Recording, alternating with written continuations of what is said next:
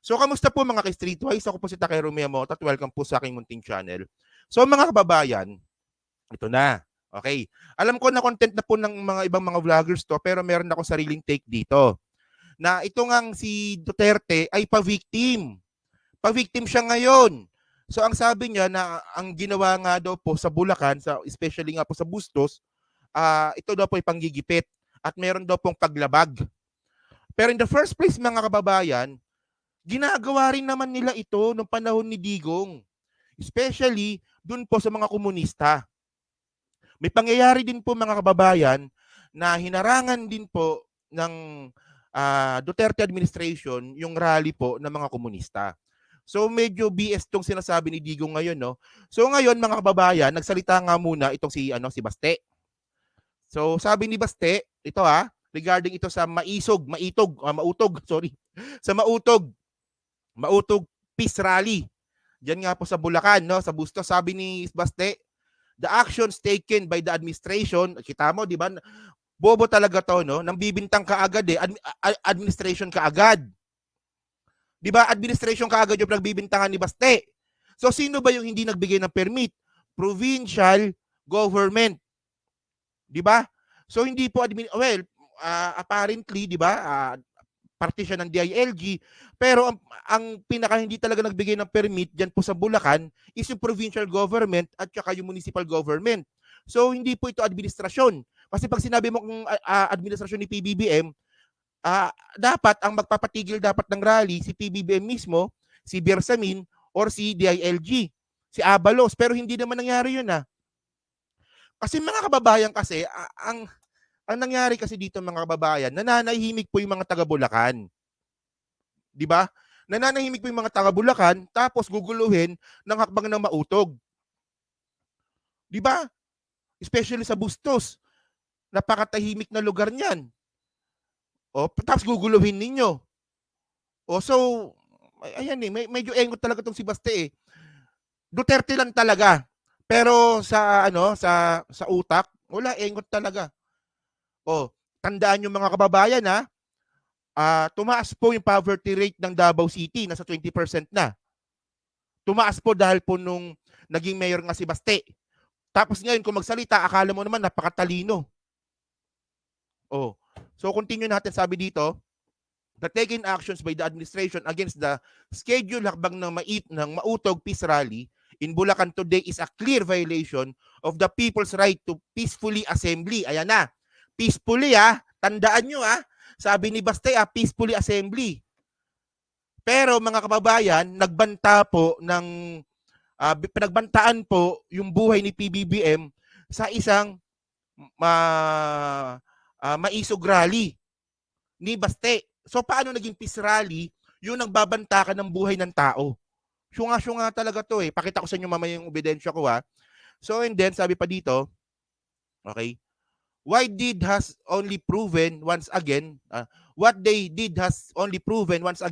that they do not respect the Filipino people. Okay, tanyo Kung respeto lang naman yung pag-uusapan ng mga kababayan, sino ba yung malakas magmura dito na politician? Di ba kayo?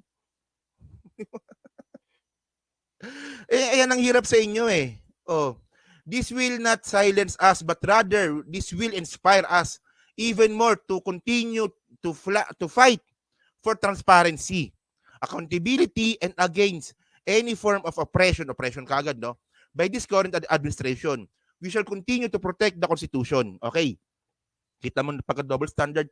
Kailangan pa ba natin pag-usapan to, no? Kasi kung protect the Constitution naman yung pag-uusapan natin dito, si Digong nga, 'di ba? Gusto niyang buwagin yung Constitution ng Pilipinas Gusto niyang palitan sa federalism, si Digong mismo.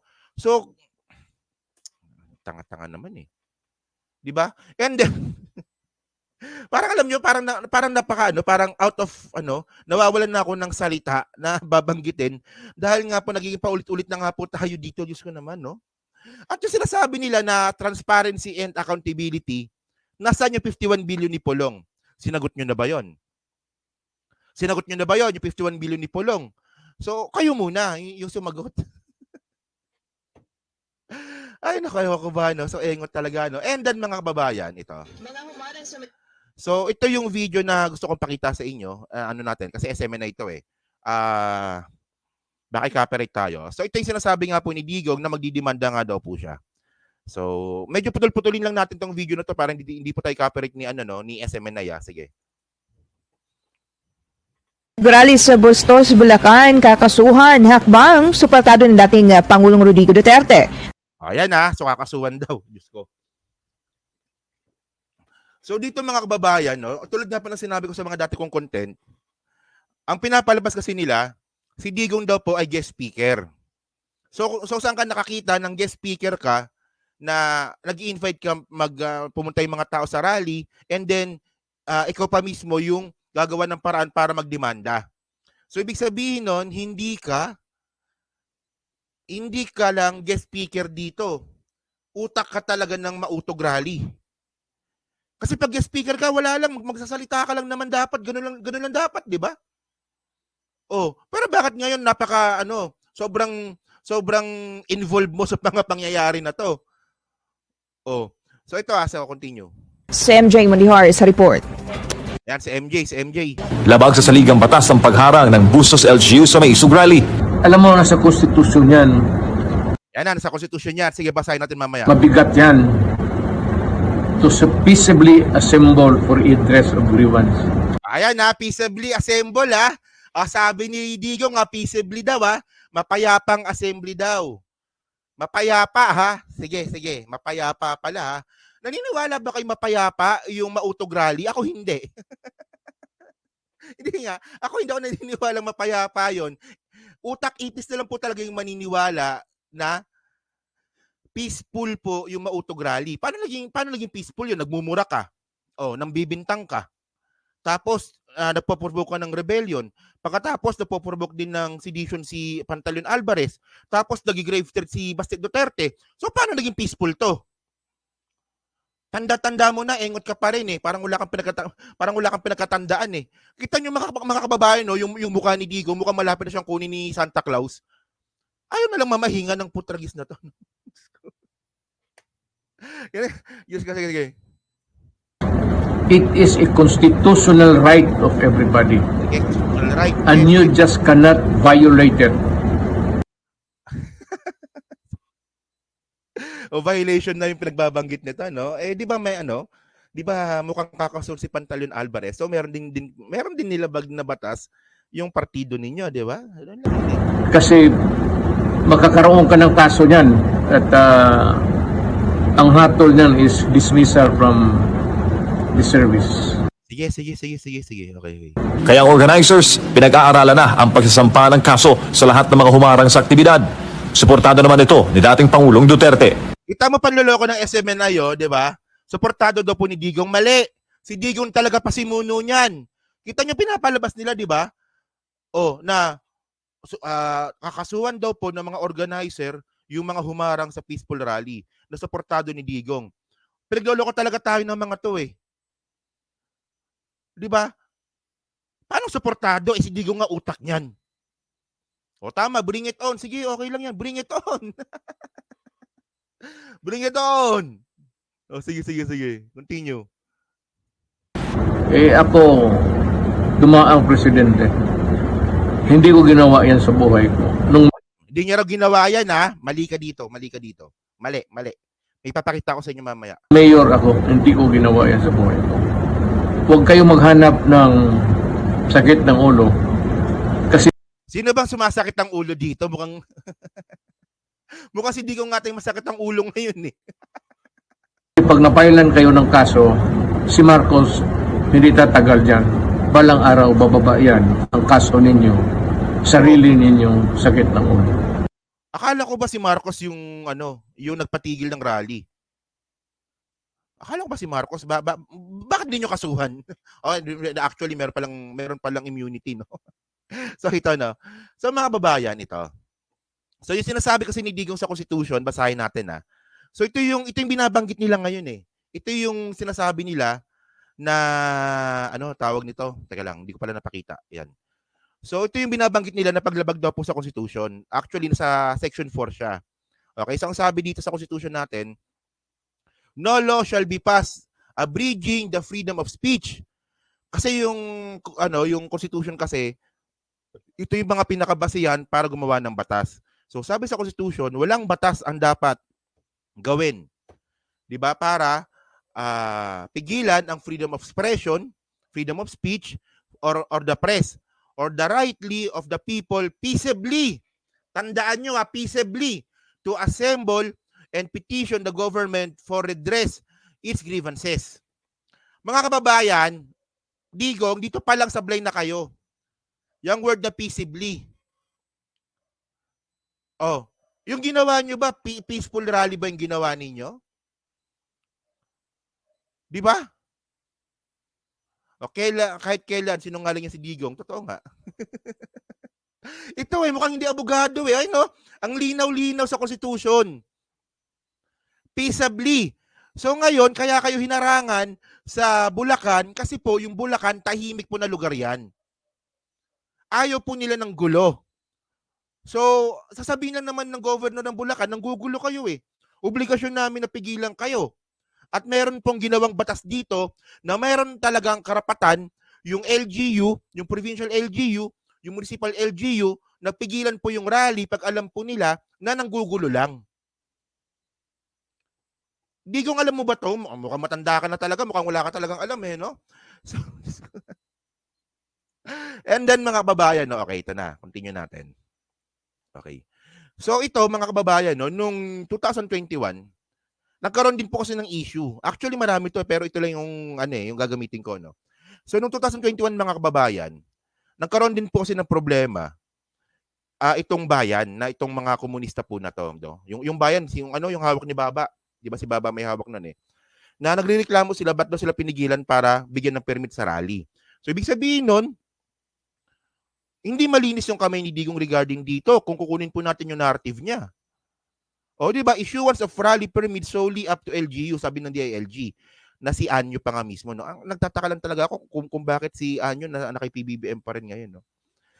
So sabi dito, ito yung ginamit na word po ni ni Eduardo Anyo di ba? Sabi dito, DILG Eduardo Anyo made the clarification following reports that the Police City Police District has denied the request of the group Bagong Alyansang Makabayan to stage rallies along Commonwealth Avenue in Quezon City during Rodrigo Duterte final State of the Nation address on July 26. Okay? Granting of rally permit is within the authority of the mayors. O yan ginamit mo yan, Digong, di ba?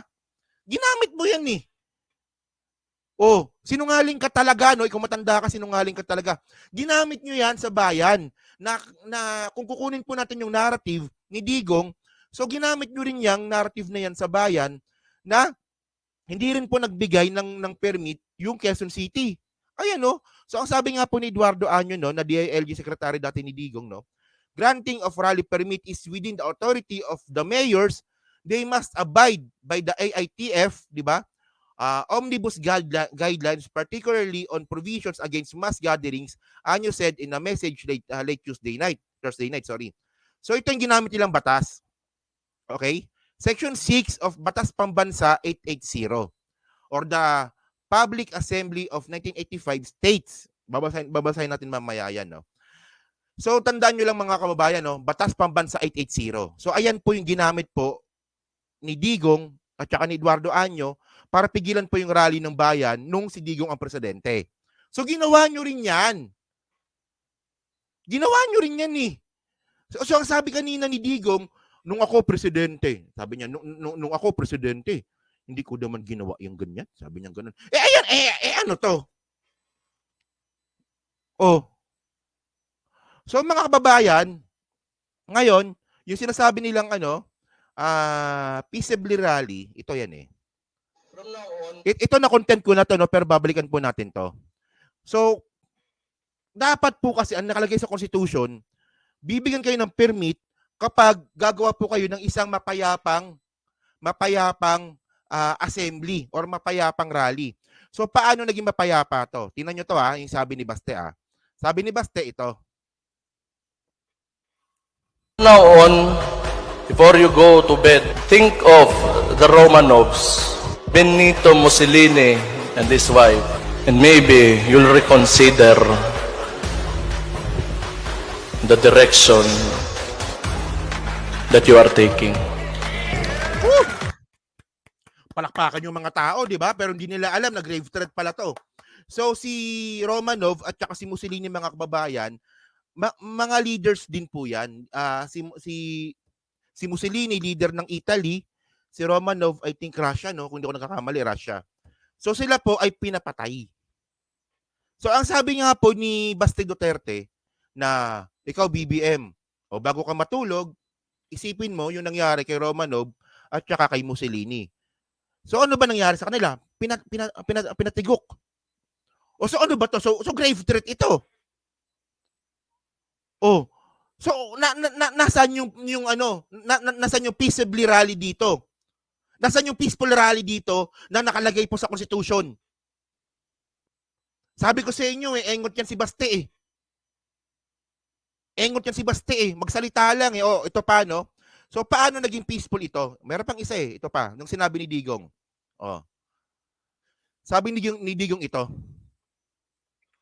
Sabi ko na sa inyo ngayon, si Bongbong Marcos bangag noon, ngayong presidente na, bangag natin ang presidente.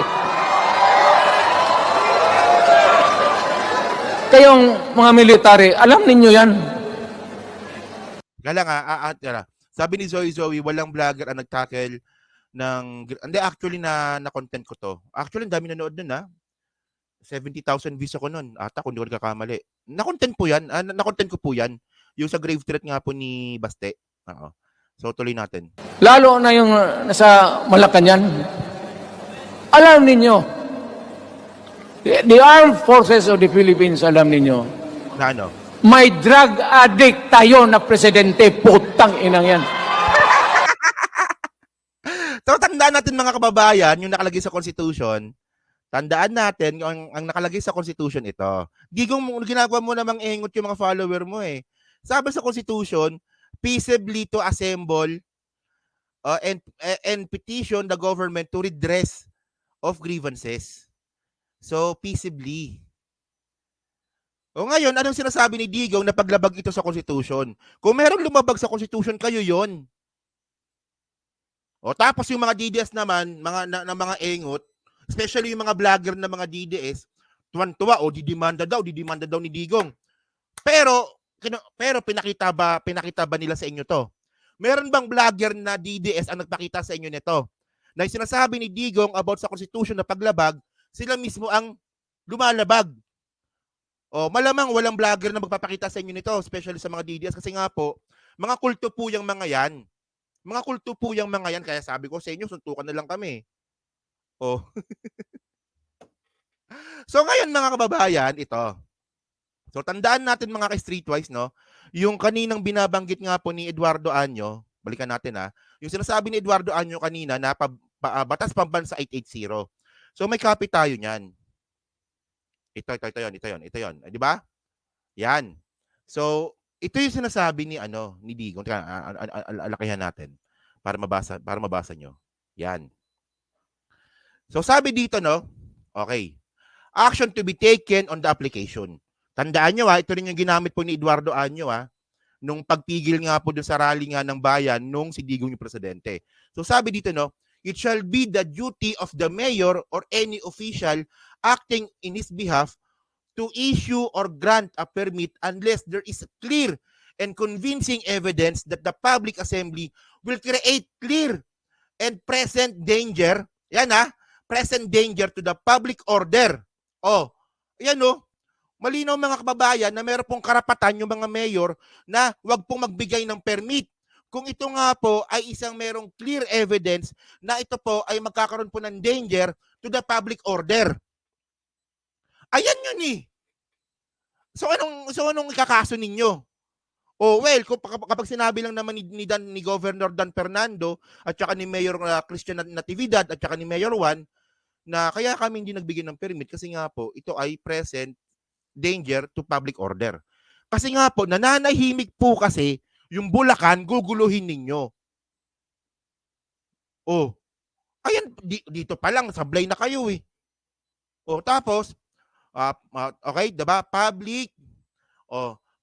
Public safety, public convenience. Yan kasi syempre kapag nagkaroon ng rally, maingay, manggugulo kayo. So, public convenience din po ito. And then, ito yung malupit. Public morals or public health. So sa public morals, mga kababayan, alam naman po natin na ayaw po ng Bulacan, ng mga taga Bulacan ang magulo. So pag pinapasok po kasi ni Governor Dan Fernando yung mautog rally na yan, so ang lalabas kasi dito, mababahiran po ng dumi yung mga taga Bulacan. Na kayo palang mga taga Bulacan, destabilizer pala kayo eh. Di ba ganun eh? For example, ito lang, no? Ako, wala namang problema sa akin na matuloy yung mautog rally na yan. Wala problema sa akin yan kasi self-destruct yan eh. Ang sinisira naman nila dito sarili nila eh. Pero syempre, respeto po natin yung kagustuhan po ng Bulacan. Na ayaw talaga ng mga taga Bulacan na masira po yung public moral nila na sila po ay mabansagan na taga-suporta po ng mga destabilizer at ng mga pro-China na makapili. Sobrang basic nito mga kababayan. Ako, ano lang naman ako eh, marunong lang naman ako magbasa. Utal lang ako magbasa pero marunong ako magbasa kasi marunong ako umintindi ng binabasa ko. Simple pagbabasa lang naman ito at simple pag-a-analyze lang naman ito. Di ba? Pero ito si Digong na abogado at piskal, kakasuhan namin kayo. Yung ginawa ninyo paglabag sa konstitusyon. Ito nga oh. So may karapatan po yung mayor. May karapatan po yung governor. Di ba? Ayan ang ano ko eh. Yan ang sinasabi ko. Medyo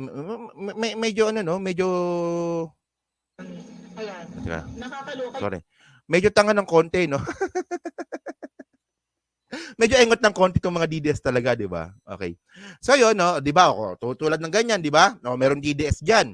Di ba? Ang dami-dami kong sinabi dito. Imbis na i-debunk yung sinasabi natin dito, biglang magko-comment ng kung ano-ano.